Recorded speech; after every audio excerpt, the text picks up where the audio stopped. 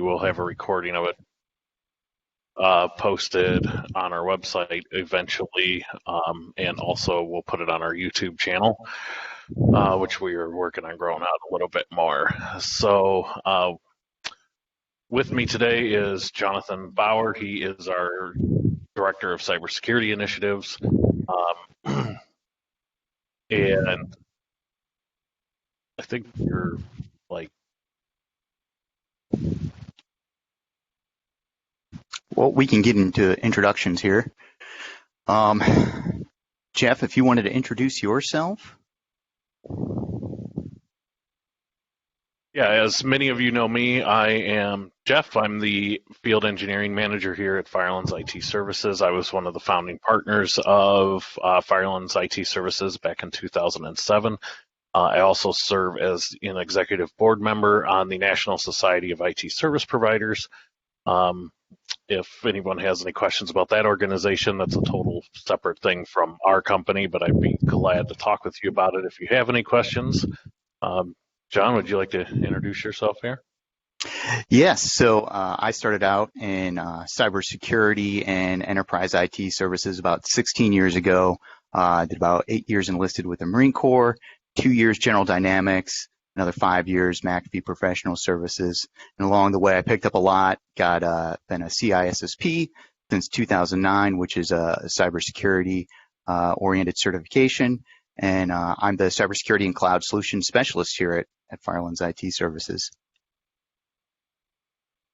Thank you all for coming. And we got quite a webinar for you today looking at securing remote workforce services. So we're going to look through and look at the different strategies, look at bring your own device, BYOD. We're going to kind of do a deep dive into the different types of strategies, looking at remote network access versus console access. Then we're going to talk about some helpful things that you can do to help decide which solution is right for you, things like risk assessments. And then we're going to finish up with some Q&A at the end. All right, so we will roll into it. For our objective, we don't have a sales team here at Firelands IT. Jeff and I are both engineers at heart, but we also fill the role of educators and trusted advisors to our clients. Sometimes we get really excited about a technology or solution for our customers, but we struggle to articulate what makes it so good. Long-form discussion like this webinar will give us the time to explore complex subjects and explain them in an understandable way, hopefully. We've had a lot of interest in remote access solutions over the past several months with no real end in sight so far. This webinar is really designed to help educate our current and potentially future customers on the wide world of remote access strategies and solutions.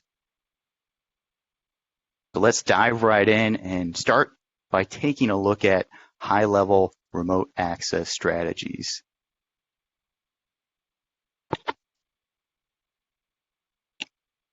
So a remote access strategy is anything that supports remote work operations. Remote access strategies can be broken up into 3 main categories, which we'll go over in the next several slides. So these categories are cloud first, remote network access, and remote console access.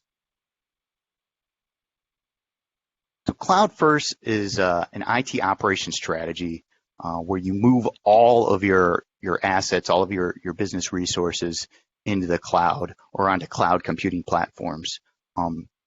This is really great for new businesses that are just opening and they can start building out into the cloud, or it's really good for businesses that are composed of all or mostly remote employees. The cloud is accessible from anywhere with internet, which is really great. It basically becomes your remote access technology because it's just natively, it is remotely accessible. However, its benefit, the benefit of being usable from anywhere with internet is kind of also a limitation. It means you need to have internet to use it. So business operations are going to be dependent on internet access. This typically isn't a problem with companies that are mainly have remote employees, because those employees already understand that they're going to need internet access.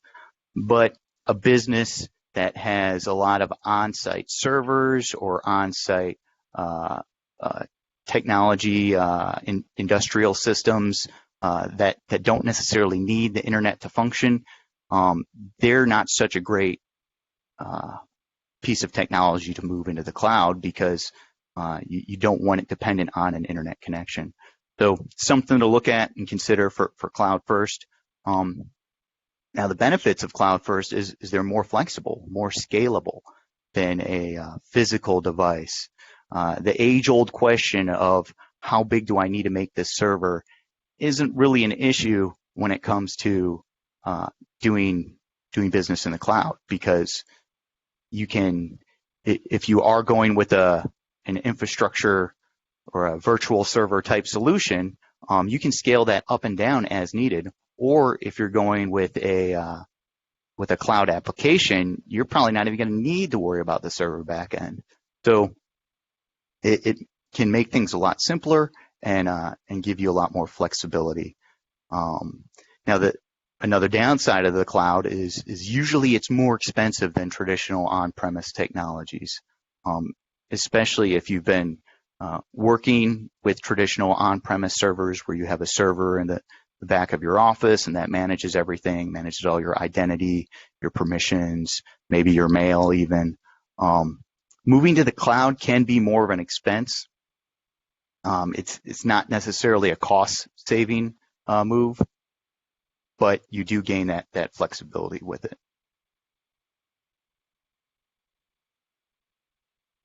Next up, we're going to look at remote network access. So this type of remote access strategy will extend your internal company network out over the internet to authorized users. Data is encrypted whenever it passes over the internet, so you don't have to worry about it being intercepted. And it's really great for companies that have users that want to have a laptop or a single workstation that floats between work and home. So you want to be able to have the same desktop in the office as you do at home or wherever you go. If you're going on the road, to a conference, then this can be a really great solution, because you can take that laptop or that travel system with you wherever you want to go.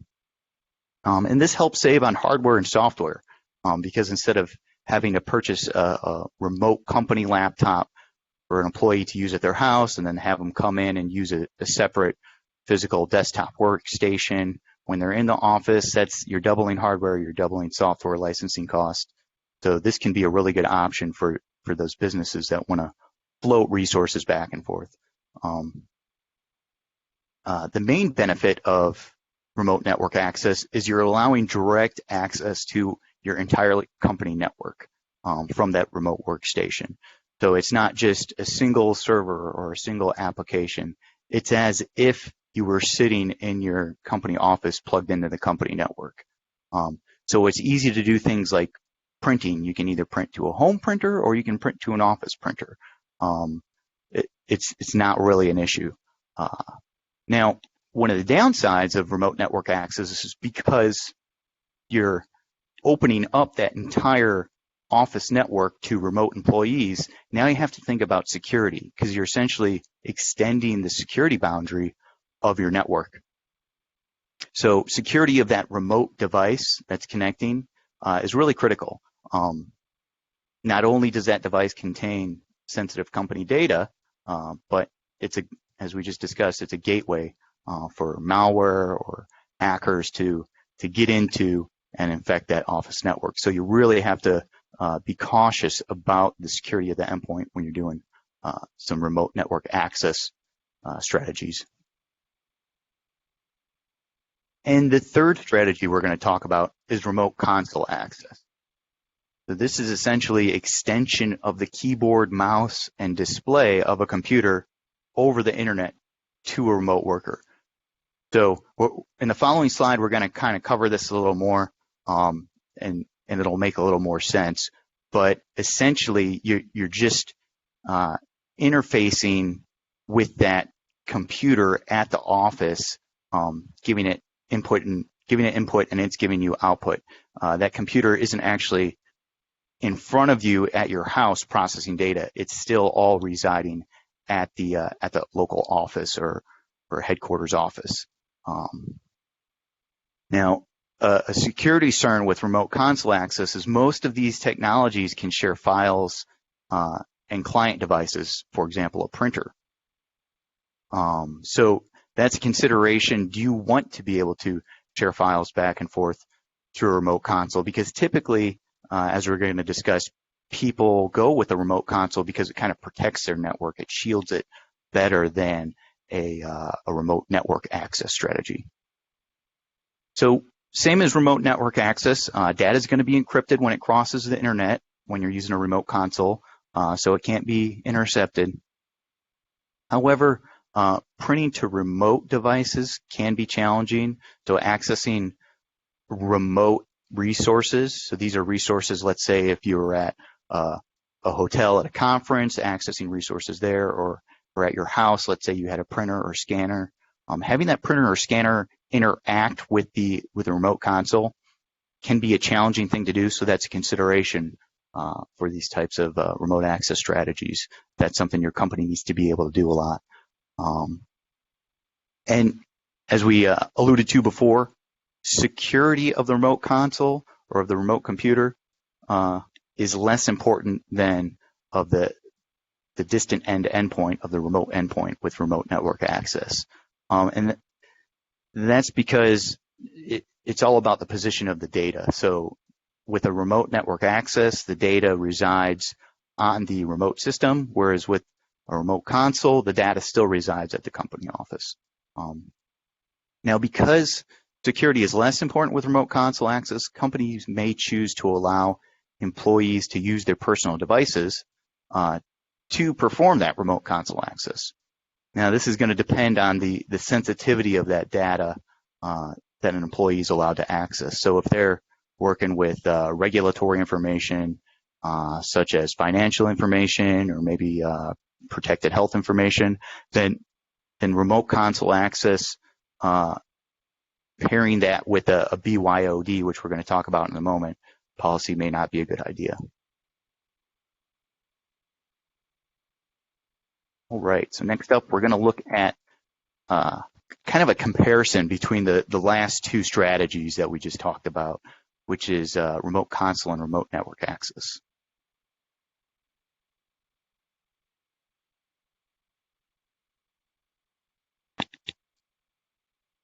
So first up on top, we're looking at remote console access. And over on the left-hand side, you can see we kind of have a generic office network. It's got four kind of example computers there that surround the network, and those are just office workstations. And then on the right side, we have an example remote user. They're working from their house.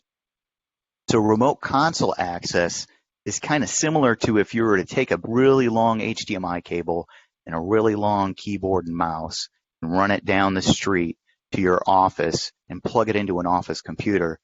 That's essentially what remote console access would be.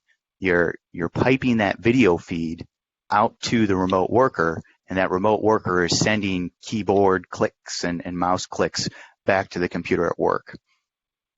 So what this means is that the data stays in the office at your secure workplace. It doesn't actually leave the office except to be when it's presented on screen through a streaming video feed. So next up, we're going to look at the bottom, remote network access. So this is different in that you can see on the right at home, it's no longer just a keyboard and monitor. Now we actually have a thick client, a thick computer, where it's got an actual workstation. This might be a laptop as well, but it's got a CPU, it's running an operating system. This is another workstation that's connecting back and connecting into your company network. It's no longer connecting to a specific computer or console on your company network. It's connecting straight into the network, and then it can access anything on the network as if it were physically located here. And the main difference here is now company data is on that remote device. It's on that remote endpoint. And this remote device may float back and forth between the company network and the home network. So why does the location of the data matter so much? And it's really because we need to think about how to handle an event where the data is lost or stolen. In the case of a remote console, we want to ensure security restrictions are in place so data can't be copied over the remote link. In the case of a remote network access, we want to ensure the remote computer is protected from unauthorized access using techniques such as full disk encryption.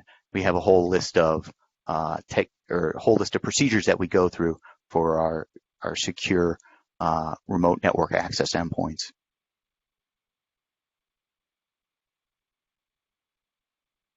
Now we're going to take a bit of a segue and look at BYOD. Now BYOD, or bring your own device, isn't really a remote access strategy in itself, but it can be paired or it can be used as a type of all three of the existing remote access strategies that we talked about.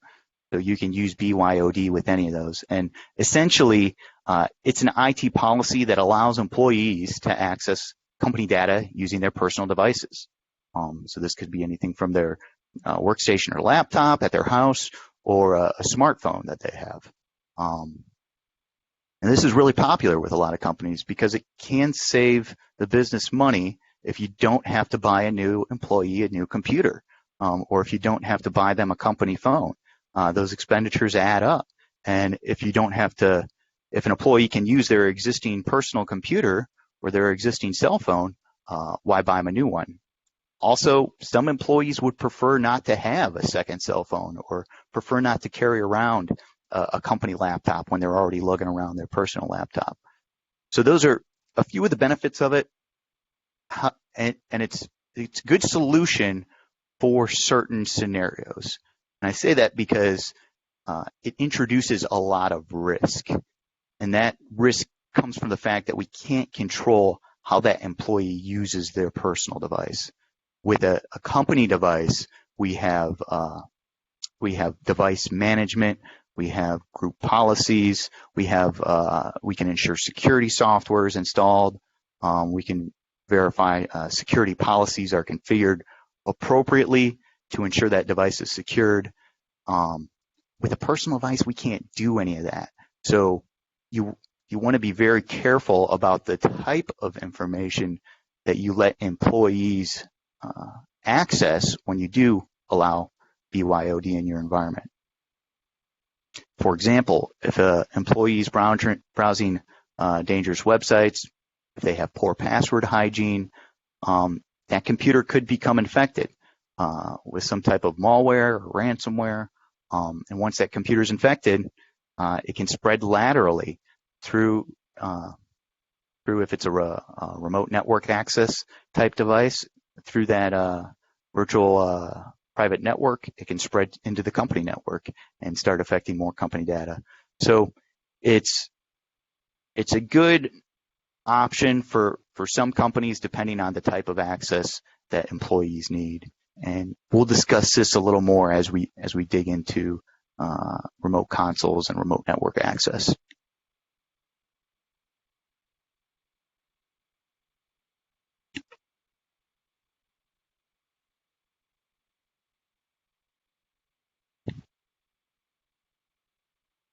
So as I mentioned before, BYOD can be used with those three remote access strategies that we already talked about, but it works better with some than others.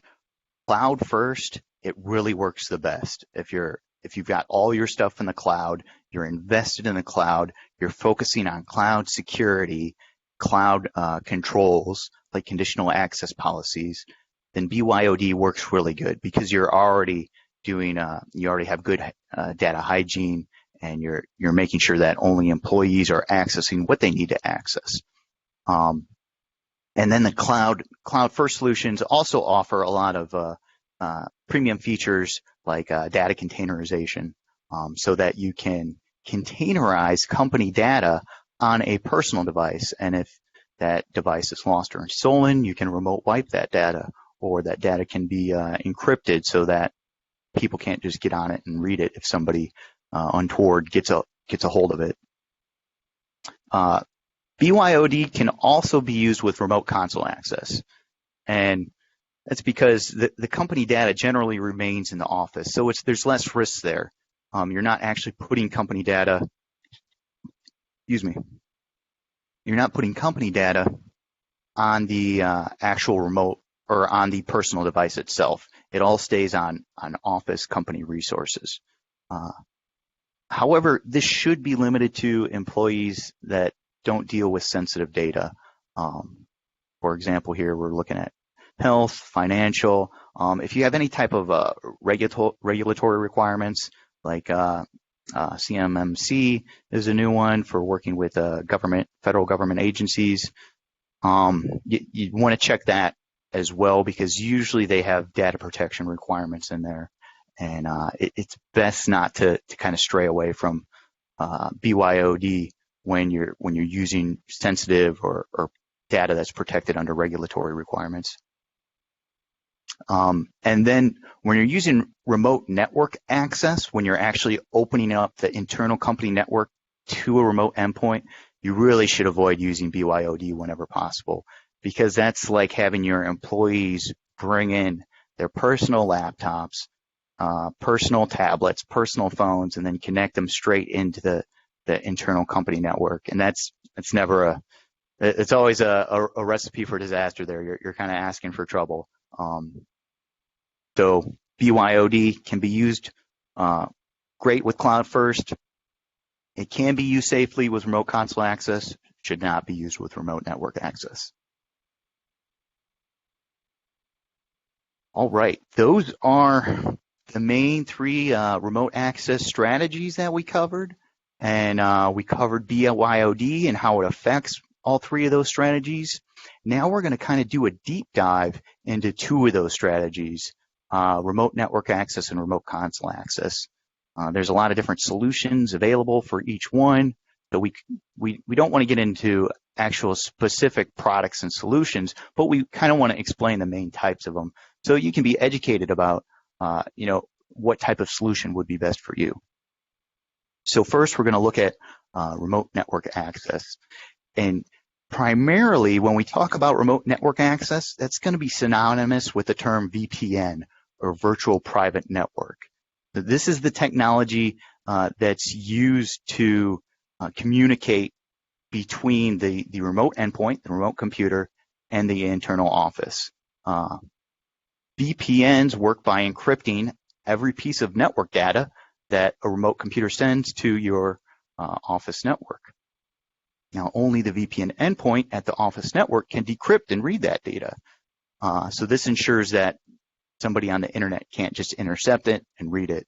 It creates a secure link.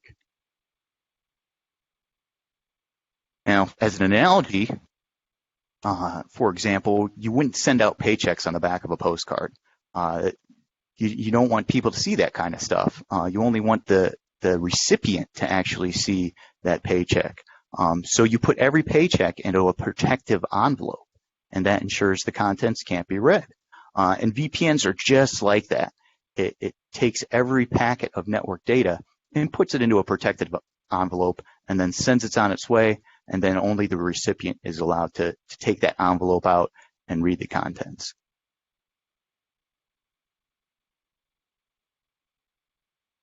So we have three main types of VPNs that we want to discuss. The term VPN is thrown around a lot these days, and we want to take some time to explain the differences of these types of VPN, because they each have very different use cases, and some are going to work good for remote workers, and some are not going to work at all.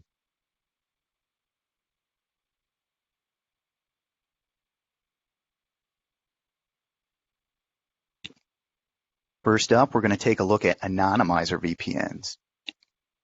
You've probably heard these advertised online, Something like we got some examples up there at the top: NordVPN, ExpressVPN, Surfshark. They love to claim how they're gonna, allow you to browse anonymously or safely and securely, so people can't see what you're doing. And there's an element of truth to that, but they are very oversold. So essentially what they're doing is they're going to encrypt the traffic between your PC and some other internet access point out there, usually within a different country, and it's located at some type of high bandwidth data center. So the traffic from your computer to that internet access point is encrypted, but once it reaches that internet access point, it's going to be decrypted, and then it's going to continue along its journey to the final destination. So it's only encrypted half the way. Now, the primary purpose of these types of VPNs is you're going to mask the client's original IP, and this prevents IP-based geolocation. For some streaming services, that can be helpful. You can get access to streaming content in other countries. It's also going to prevent governments and site owners from knowing who you are. But there's a lot of caveats with this. There's a lot of gotchas. It doesn't work for sites that you already log into with a real persona. So if you're already typing in your real username and password, the site already knows who you are. It doesn't help if you try to anonymize your traffic using a VPN. It also doesn't work if you use the same browser with the VPN as you do when you're not using the VPN, because there's a lot of browser identification out there. AdSense really does a job on uniquely identifying your browser. So if you're using the same browser on and off, then it's going to be able to put two and two together. Oh, I've seen this before. I know who this is. So in a nutshell, anonymizer VPN services do virtually nothing to protect remote workers. Some of our cloud access policies actually rely on the geolocation features to function, because you want to block connections from foreign countries most of the time. If you have a remote worker and they're connecting from an internet access point over in Europe, they might be blocked. If employees are logging in with their real personas, typically your employee logs in with their actual username, which kind of reflects their real name, then there's nothing really to anonymize. The goal isn't to anonymize here. So anonymizer VPNs, don't even think about them when you're looking at remote work VPN technologies. The second one we're going to look at is client access VPNs. As you can see in the bottom right-hand corner, this is where a client PC is going to get access to an office network. Again, data is fully encrypted over this link. You don't have to worry about data in transit. That encryption is taken care of. This is the type of VPN that's going to help most businesses achieve their remote workforce goals. It's the main type of VPN that businesses use. Now, most firewalls already include client access VPN capabilities, and it's going to vary from firewall to firewall if that's a firewall-specific client that you use to establish the VPN, or if you use the Windows default client. Also, some firewalls require a license, and you have to license the number of remote workers or VPN connections at one time. So that's kind of on a case-by-case basis, depending on what firewall your company uses. But when we're talking about, let me back up a little bit. I should say that you're not limited by firewalls either. There's other client access VPN technologies that don't rely on firewalls as well. And there are two types of client access VPNs that we're going to dig into. The next slide: user authenticated and device authenticated. So, like the name implies, a user authenticated VPN is one where the user must manually log in with a username and password and initiate that VPN connection. So they'll first log into Windows, and then they'll open their connections, either an app or the Windows network connections, and then initiate that VPN connection, enter their company username and password, and then they'll be connected to the company network.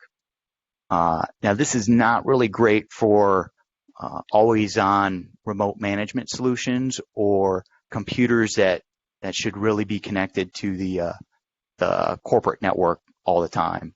For example, Active Directory domains, they really prefer to have a connection to the domain controller before the user logs into the laptop. If the user can't authenticate to the VPN until after they log in, then there can be an issue. Also, or let me say, moving on to the next technology here, which is device authenticated client VPNs. They don't have this issue. We can also refer to them as always-on VPNs. And this is where there's a digital certificate stored in the device, and the device uses that certificate to automatically authenticate and connect to the company office. This is great because there's no user interaction required. There's no password for the user to forget. There's no process or procedure that the user needs to remember. And as long as the computer is powered on and connected to the internet, it's going to be able to talk to those corporate network resources. So if you have something like an internal company messaging app, that might be really handy. However, with the added capabilities of this and the added ease of use, there's additional security risks that you have to think about. Because if that computer is always on, or that VPN is always on, and you don't need to authenticate, then you need to make sure that device is adequately protected.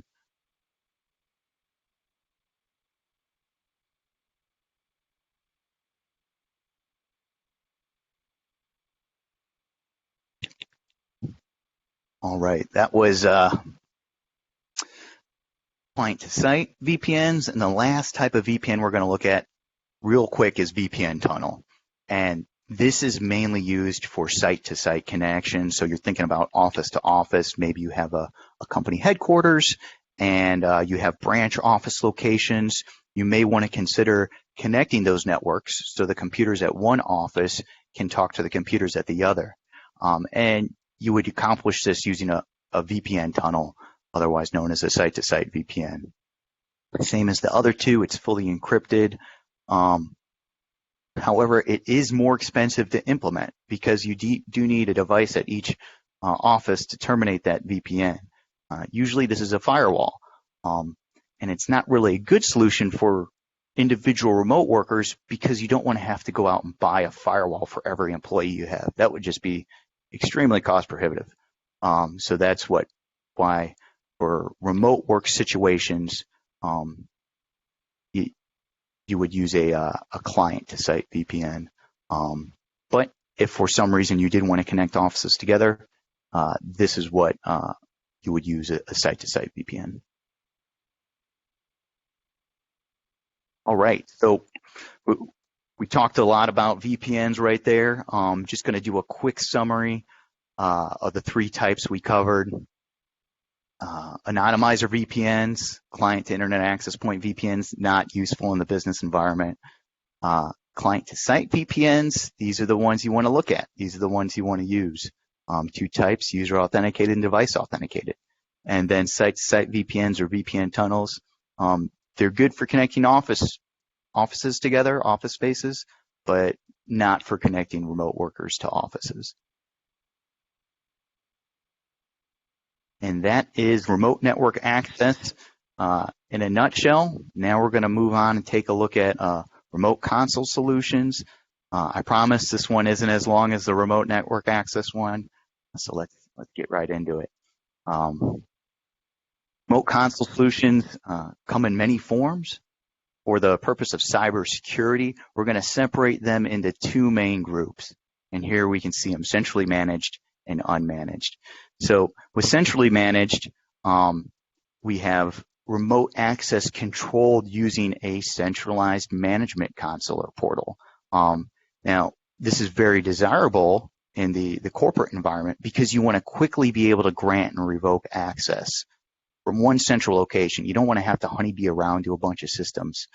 You want to be able to do that quickly in the case of an intrusion, or if you're letting someone go, you want to be able to be assured that that access is revoked. Also, with centrally managed solutions, that also usually incorporates a central log so that you can audit and see where connections are coming from, who's connecting, which can really help you detect weird things going on in your environment and make sure that you're not receiving connections from some foreign country that shouldn't be happening. And some examples of centrally managed type remote consoles, these are like Microsoft Remote Desktop, thin clients, which we'll get into a little bit. We're not going to talk about too much into the specific solutions. There's a lot of them out there, but that just kind of gives you an idea of what we're talking about here. For unmanaged solutions, these are things like TeamViewer Free version or AnyDesk Personal. These are not really remote access solutions that you want to go with. And that's because the access is controlled on each PC separately. It's not controlled centrally. If you need to make a change, if you need to add someone or remove someone, you're going to have to check through all your computers and make sure the permissions are set up right. It can be very time consuming to do that. And if something's time consuming, generally it doesn't get done right. It's also virtually impossible to keep track of who's accessing your network and when, because you don't have that consolidated audit log. I'm sure you could go around and check and collect the logs from each of your computers, but nobody has the time to do that, and it's not an efficient means of doing so. You're going to end up spending more time moving around from systems than you would if you would just go with a centrally managed solution.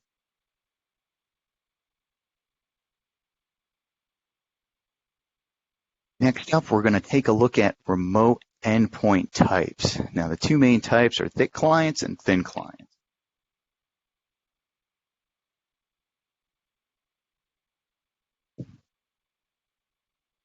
So with a remote console solution, you're accessing internal company computers using a remote endpoint. So when we say remote endpoint, this is the device that's going to be located at the user's house or at the remote work location, wherever that may be. So a thick client is when a user would connect with a laptop or workstation running a full-fledged operating system. Windows 10, Windows 11, Mac OS. Now, because it's running a full-fledged OS, that means there's extra possibility that OS can interact with your internal company network.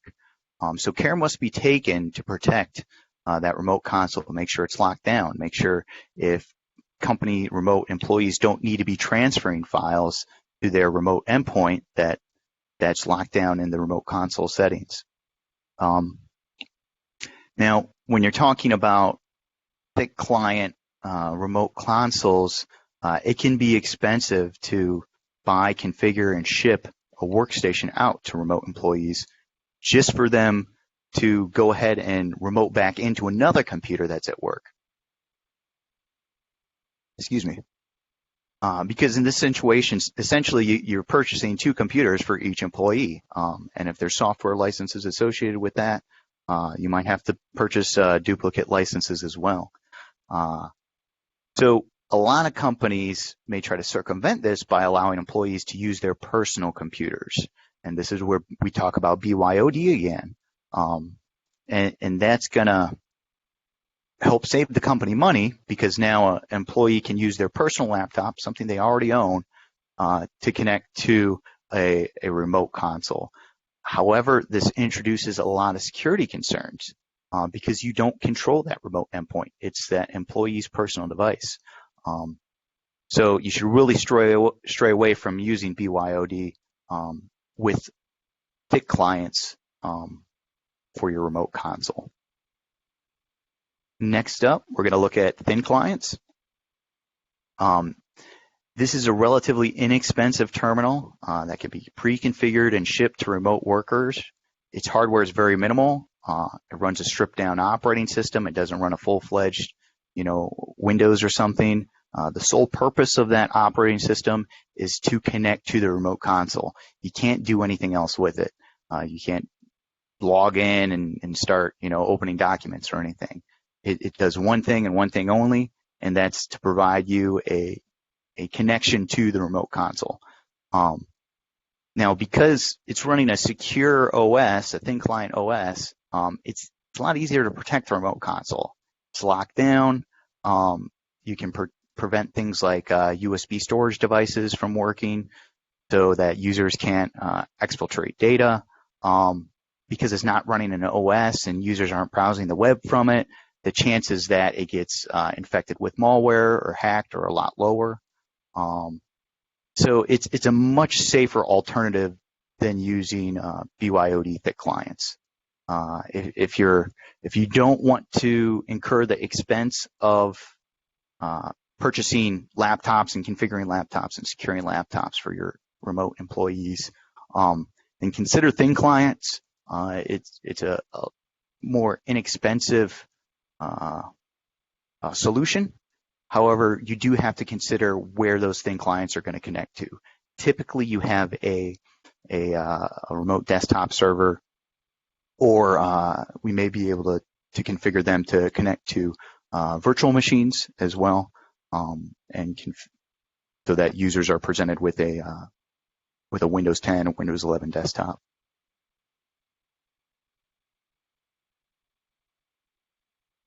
All right. Next up, we're kind of gonna get away from the technical now and look at more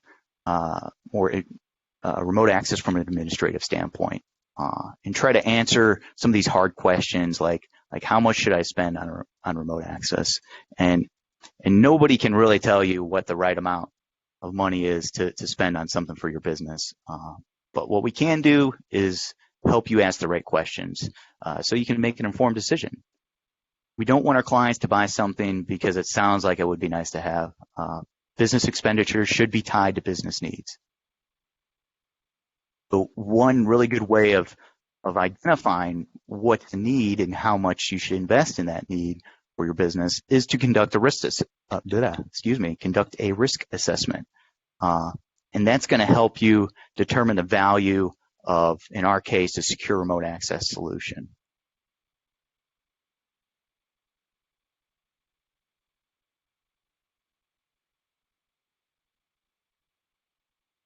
So there's lots of ways to discuss, there's lots of ways to conduct a risk assessment. It usually involves a lot of introspection and analysis of your business. For remote access, we've listed some questions here that usually help get the wheels turning as far as remote access. So you want to look at how would these things impact your business if there is a service outage and employees were unable to work remotely. How would that impact business operations? Can they continue to function in some degraded manner, or is it just cease of work operations? If it's going to cease all work, then you might want to invest a little more in your remote access solution. Next up, look at loss of company data. If there's an actual accidental deletion, or if there's a lightning strike and there's destruction and there's data residing on those remote endpoints, look at how that's going to impact your company. Do you have a backup solution in place? Can you recover that data easily? Will users have to bring their laptops or remote devices in to get it recovered? All things to consider right there. And then you also want to look at theft of company data. If you have employees that use their laptop both at home and at work, and it's got company data on it, and what happens if they lose that data or somebody breaks into their car and they steal that laptop? These are all considerations to think about when you're investing in your remote access solution. Now, some companies already do business impact analyses, and this, if you do that already, you may want to take a look in there. That can give you a lot of good ideas as far as how to answer some of these questions. The last thing you want to really look at when budgeting for remote access is regulatory requirements. I've listed out three main ones that we deal with here. HIPAA, or HITECH is the new one for healthcare. GLBA, this mainly affects accountants, financial managers, credit counselors, things of that nature. And then CMMC is a relatively new one that affects businesses that contract or provide services to the DoD or the federal government. So if you're affected by either one of these three regulatory requirements or any other regulatory requirement, you really want to take a look at that, review it, see if it has anything in there that would apply to remote access, or just apply to data loss in general. If there's data protection requirements for that particular type of data.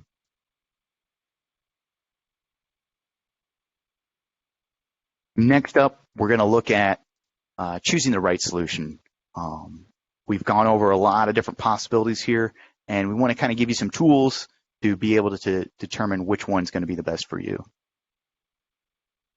So first, you want to look at the type of remote workforce that you have or are planning to have. Where are they going to be working at? What location? Is there going to be a branch office, or is this going to be out of their house regularly, or is it just going to be every now and again they're going to go to a conference and need to work remotely? Next up, look at the data, the type of data that's going to be accessed.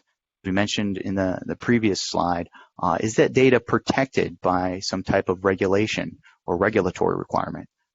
Is it sensitive to your company? If losing that data would cause grave impact to the image or public opinion of your company, then consider that when looking at a remote access solution. Or if it's just simply public data that isn't really sensitive or protected at all, then you don't have to focus so much on the security of the solution. Next, you want to look at turnover. This kind of goes to the flexibility of a solution. If you're expecting to add and remove users a lot or employees a lot, then you really want to target a solution that's going to be flexible and conducive to that high turnover. Got an example here. So like a political action committee, they may hire 50 or more temporary employees at certain points throughout the year. Their remote access solution is going to look a lot different than, say, a doctor's office that has relatively low turnover, but also deals with more secure information, like protected health information. So you want to make sure you have an idea of what type of remote workforce you have before you try to select a remote access solution. Next up, you want to identify your business resources.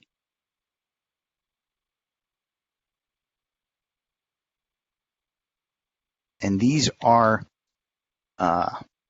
resources that your employees are going to need access to in order to do work.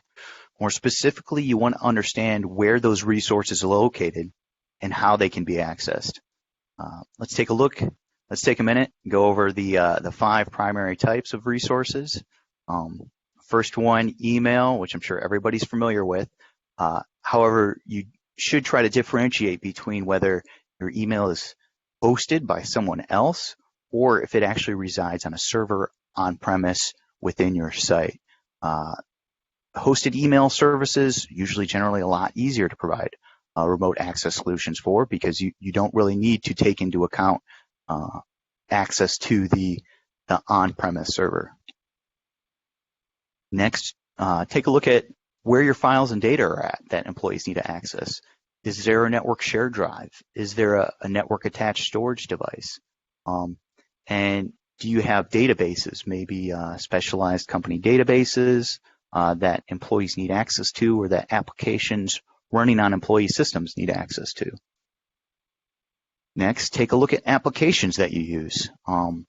Line of business applications, these are applications that your business needs in order to function. There's a lot of specialized applications out there. If those applications are already in the cloud, then that's great. That makes remote access that much easier. But if they're not, if they're being provided by an on-site server, then you want to take that into account when you make your decision. Also look at Office applications, Word, Excel, or if you're using the G Suite of tools, make sure you have that identified. Next, think about the voice services that your employees use. Do they need to be able to answer a phone number? Or would an IP phone be suitable for them? Or maybe you don't even need a phone. Maybe you can just use something like Microsoft Teams where you're just voice chatting and voice communicating with company employees or doing web-based network conferences. Finally, take a look at the peripherals that your employees need to use. Some employees do a lot of scanning and printing, especially at something like a legal firm. Maybe they need access to a copier. If that's the case, you want to make sure that those employees are identified, and maybe their remote access solution is going to look a little different. And you may have to note that when you choose and price out the remote access solution, make sure that you look for one that supports those capabilities.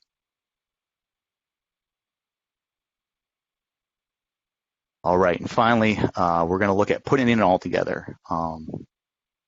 You want to look for remote access solutions with traits that are important to your remote workforce. So, for example, flexibility is important to companies with lots of seasonal workers. Strong cybersecurity is important to companies that deal with lots of PHI or HIPAA requirements. So you want to make sure that those match up. And that's going to kind of get your initial list of remote access solutions, and then you can narrow down that list even further by looking at solutions that provide cost-effective access to your business resources. So those are the resources that we identified on the previous slide. We want to make sure that the remote access solution provides access to those. If you have if most of your resources are already in the cloud, then you wouldn't want to look at getting a remote network access solution if everything's already in the cloud. If, however, for example, maybe you're using some legacy line of business applications that have an on-site server, maybe moving that to the cloud just isn't possible, or it would be very costly. In that case, you would rule out cloud-first options. That wouldn't be a good fit here. Finally, you want to think about how you want your company's data network to look in the next 1 to 2 years. If you've already started the move to the cloud, consider if it would be worth it to move the rest of your business resources over to the cloud. And that way you could take advantage of the flexibility and work anywhere nature of a cloud-first environment. Choosing a remote access solution for your company is an important decision with many considerations. Absolutely feel free to reach out to us if you're considering implementing a remote access solution or making changes to an existing solution. We'd love to meet with you and assist you in that endeavor. Did it. We made it to the end of the presentation. I know that was a ton of information to digest. If you have any questions about what we covered, I think we're going to open up the floor here to a brief Q&A. We have a few minutes left.